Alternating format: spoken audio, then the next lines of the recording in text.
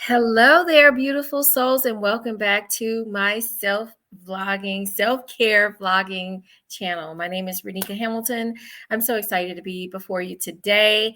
I know it's been a while, but I have been definitely working on delivering this 3-part series. I think it's going to be 3 parts. It may be 4 or 5. We shall see as we get along with the topics and see how well you engage with this. But initially, it's going to be 3. I am going to start today by sharing a story with you as to why I have started this self-healing journey, what I've learned through it, the 3 lessons that I definitely want to share with you. We're going to break them up into 3 parts. So today is the first lesson that I learned from my spiritual journey.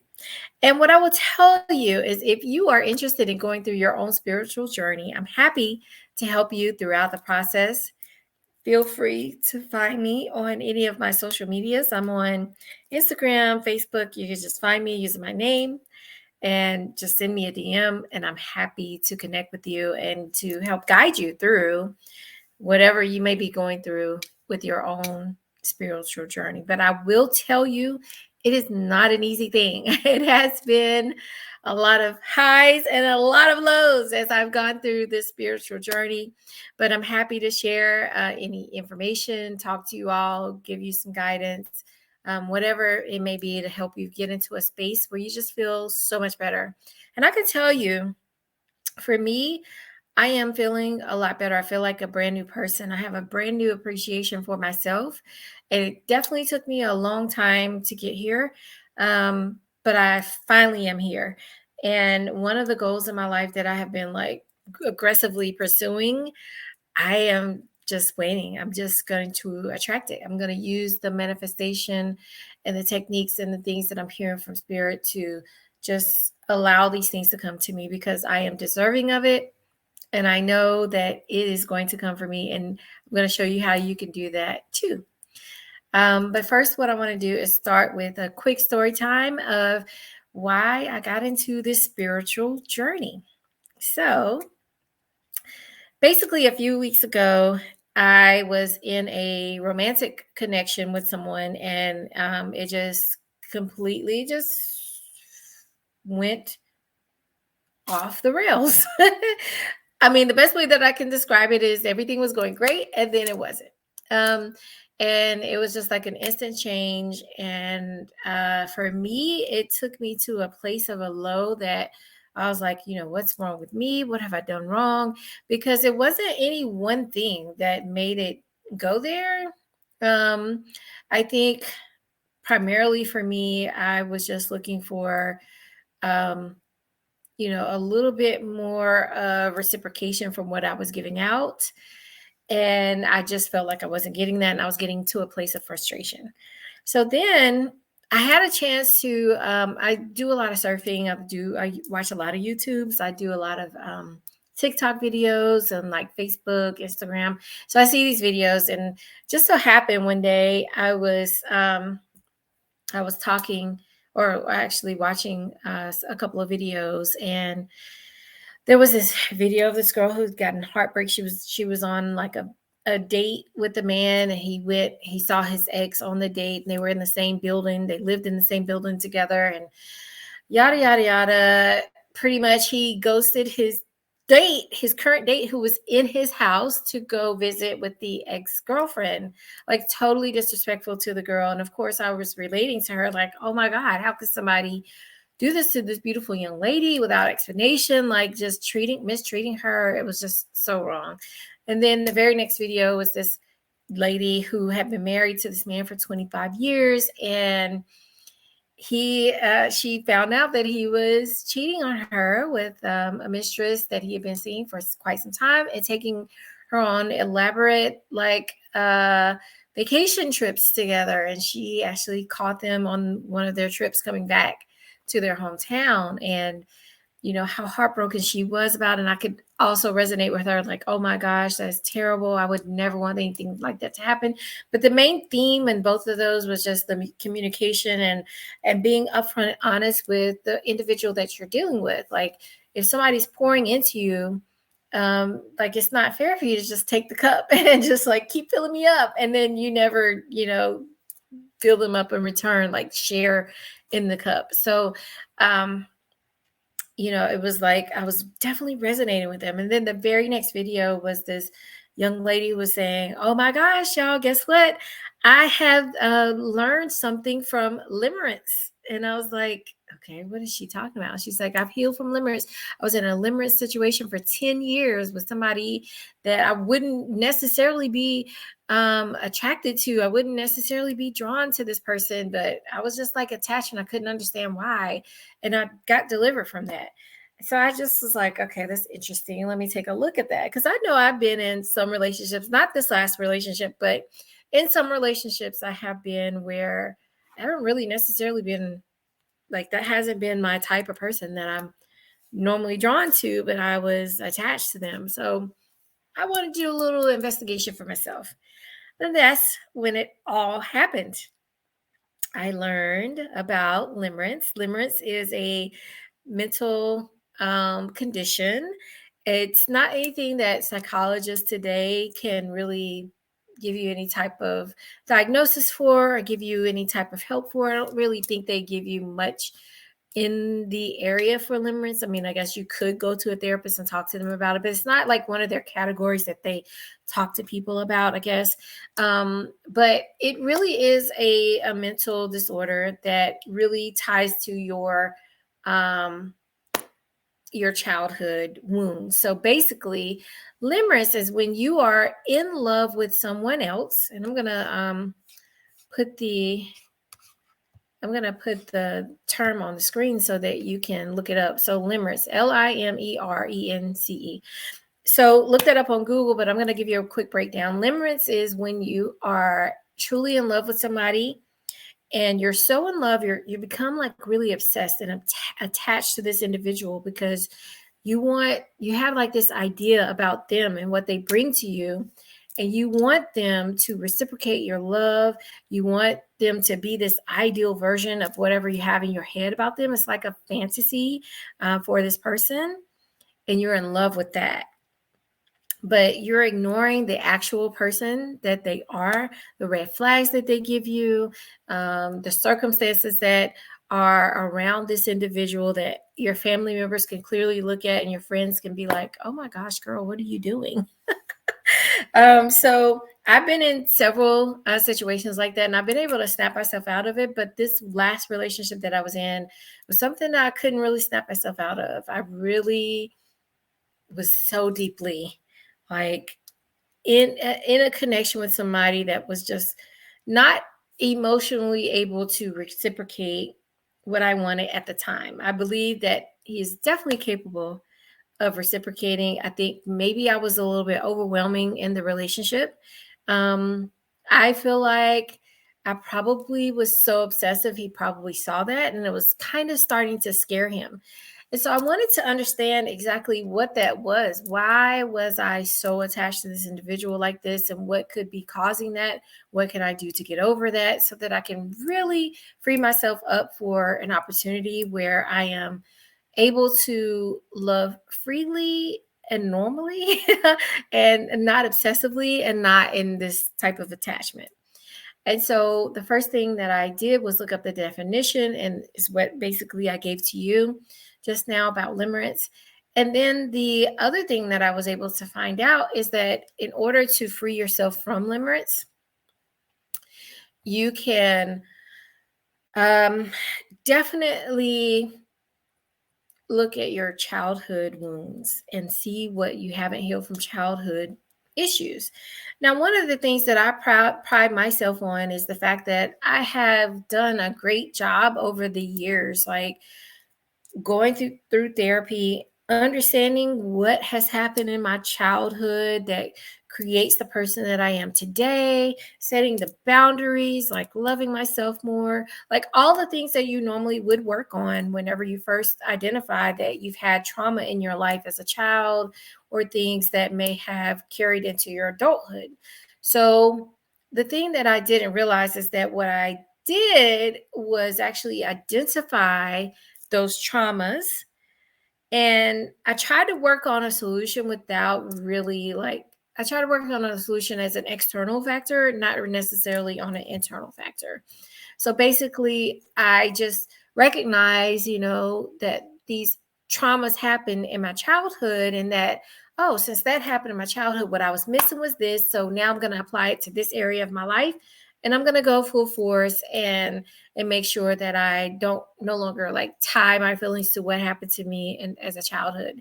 But the thing was, part of my journey and part of my healing has been to actually face it, face whatever that was that I dealt with, and embrace it, face it as my fear, and then start to work on resolution so that I no longer have to feel that again.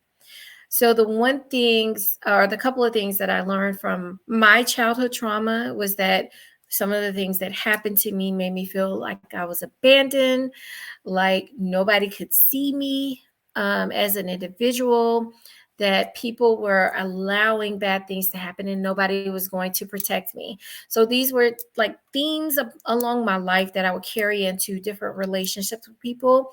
And I just really wanted them to see me, recognize me, treat me like you're going to protect me, because I feel like I'm deserving of that. And everybody should be deserving of that. But the thing that I needed to do for myself was, instead of focusing on the external factors and what everybody else can do for me, how can I do that for myself? So, my first lesson with learning about my childhood trauma, and what I need to do as far as healing, was to stop blaming others for what's going on with me. So I that's one thing that is really has been really eye-opening for me. Like all these years, I never even knew that I was blaming some of my family members, some friends, some of the situations that happened to me. The response naturally was, because they did this, or because they did not act in this way, or they did not do these things, that is what's wrong with me. Well, what does that have to do with how I feel intrinsically? If I didn't speak up for myself, if I didn't tell them, if I didn't ask for the help or seek the guidance and get what I needed to fulfill myself, like how could I really expect anybody else to do those things on my behalf? We are all born into this world as individuals. You might come in with a twin, and that would be super amazing if you do. But at the end of the day, you're still a twin. Even if you are combined with somebody, you're a conjoined twin, there are certain features and thoughts and things that you do that are independent of your twin. So we all come into this world independently, pretty much, like as a soul independently. We are ourselves.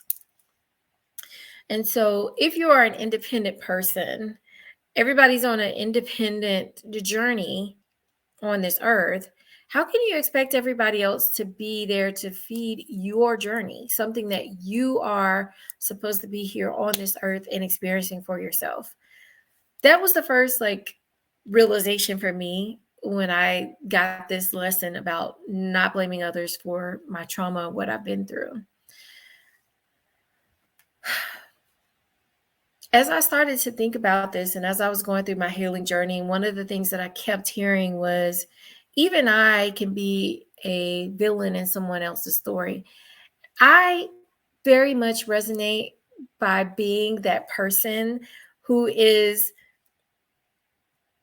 I'm so tied to being this good natured person. I have written down visions for myself. That's the person that I want to be. I want to be a good steward of this earth. I want to be a peacemaker.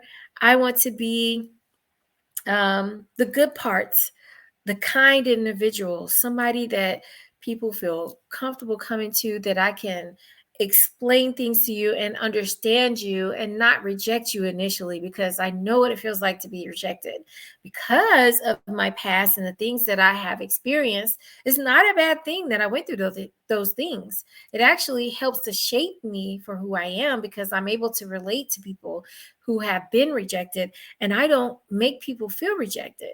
There's like a community of people that are like-minded and that are definitely your people and can help you on your day-to-day life. And that's what I want to do. I want to connect myself with people who are not judgmental, who are free spirited, who look to seek to understand people, and who are more like me in ways, so in the way that we think, in the way that we want peace and harmony and love and joy on the earth. Because I am love, I am joy, I am peace, I'm all those things. And so as I started to look through my life, I noticed that if I am peace and I am love, why am I attracting those things that are not peace and are not love? What is going on? So, you remember how I told you how you go into your closet and you manifest and you pray your prayers and you think about your life and you visualize and you are thankful and grateful for the things that you have in your life. And one day I was just asking God, like, what is that all about? Why is it that I am all about peace and I'm all about love and I'm all about tranquility and joy and just love? But all these situations, not all, but a bunch of situations in my life, in my day-to-day life, the people that are attracted into my life are not reflective of those things that I am truly drawn to, that I truly want to be. What is going on? If you are on a healing journey, this is the hardest part about healing and learning to go within yourself.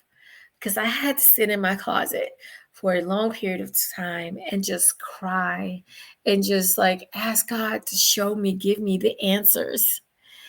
And what God told me to do was to go and ask myself those questions, write it down, and answer questions for myself. Ask myself the 7 layers of why. I have said this so many times about working on connecting with your why.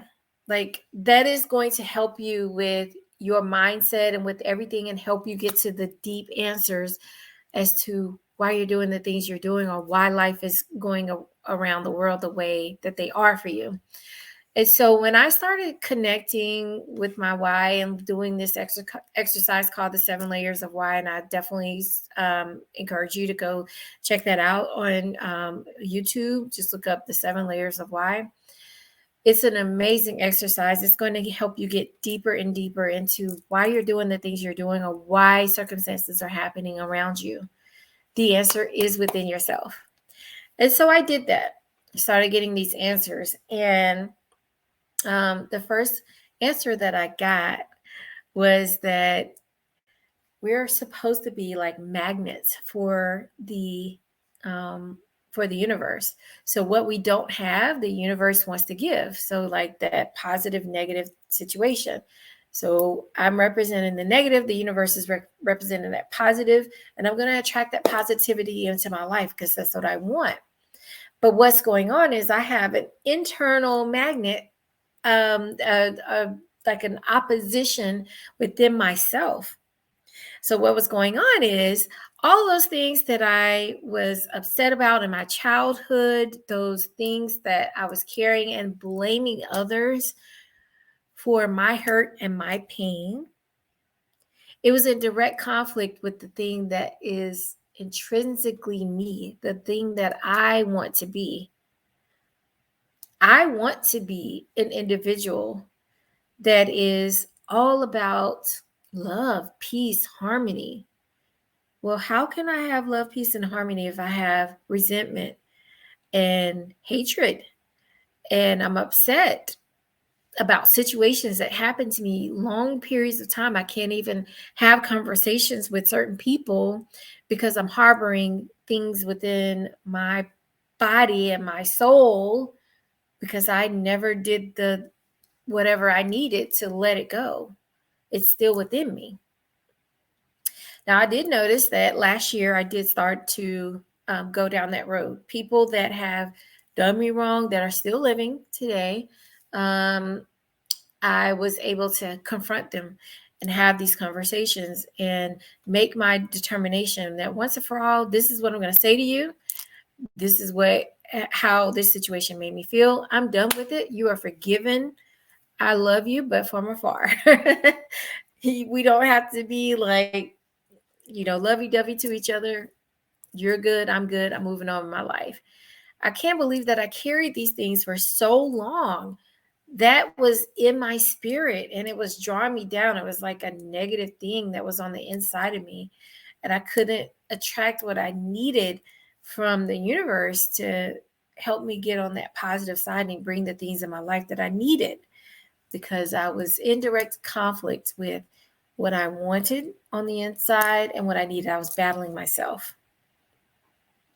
And so, this first lesson about not blaming others for what you're going through, I know that it is truly hard to let go of something when somebody has truly hurt you. But if you are able to forgive in your heart, well, first of all, there's nothing that says that you can't speak up for yourself. Like, that's the number one thing that I've learned. If somebody hurts me, you're going to know about it. You're going to know in the most positive, constructive way that I can give it to you, but you're going to know. And that's going to be my first part of releasing it. The second thing is I'm going to forgive you. And I'm going to determine if that forgiveness results in us having a continual relationship or if it means that I'm leaving you in my past. Either way, it's done. The situation is done. I'm over it and I'm moving on because I don't need to cover or carry that feeling and that negativity with me because my life is moving into a positive direction and I'm moving into a space where I can receive the things that I want to receive in my life. And that is what I'm bringing in. I have 2 more lessons for you in the next couple of series that I want to talk about as we go into this this journey and this healing journey. But I can tell you that this first revelation of forgiving people, and I actually I called people that I'm still close to today. And I said, I'm so sorry that I harbored these feelings about you. I can remember a time there were people that I truly love that I had to call and say, oh my God, I was really harboring these feelings against you because of this incident. Like, we don't have to go into it. Like, I forgive you. I hope that you forgive me. Because real talk, I could be a villain in their story. There are always 3 sides to every story. The one side that saw it, that was in it, the other side that saw it, and then the truth within it. Everybody has their own perspective. I recall that I could be a villain in somebody's story if I didn't never speak up, if I never said anything about something, if I never stood up for them. Like, that could make me a villain, and I wasn't even aware. I could have been thinking about something else. I probably wasn't even paying attention, and I could be a villain in somebody else's story. And it's up to them to release me as their villain and to forgive me. And I'm not worried about that. I'm not worried about how I might feel or how I might come across in somebody else's story. I'm worried about how you all come across in my story. And I want my heart to be clear. I want my conscience to be clear. And I want to be able to balance myself so that I can receive those things that God wants to give to me, that the universe wants to give to me freely, unapologetically, and deservingly.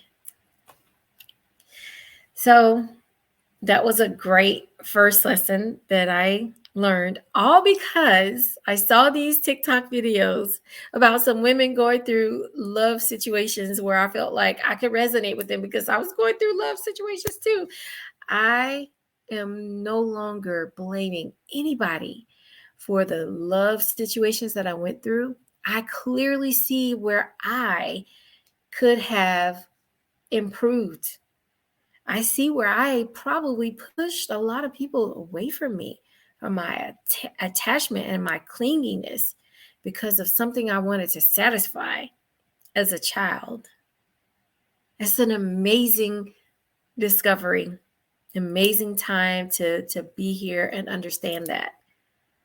So if you are at a point in your life where you're ready to start this journey, I'm telling you it's going to be hard because you're going to have to face a hard truth about how you're blaming everybody else for circumstances that you have full control over. You do. You really do. You really do. So I hope this message was really good for you today. I hope you got a lot out of it. I'm excited about bringing forward the next series of what I learned through my journey. And then we'll end it with just us coming together and having a place where we can be able to kind of share those things with each other and have a support group so that if you're going through your own journey, like I said, you can DM me. We can set up some time to talk. I'm happy to be able to help you as you're going along your own spiritual and self-healing journey. Until next time, I hope y'all have an amazing day. Thank you so much for joining me. Have a good one. Good night. Bye.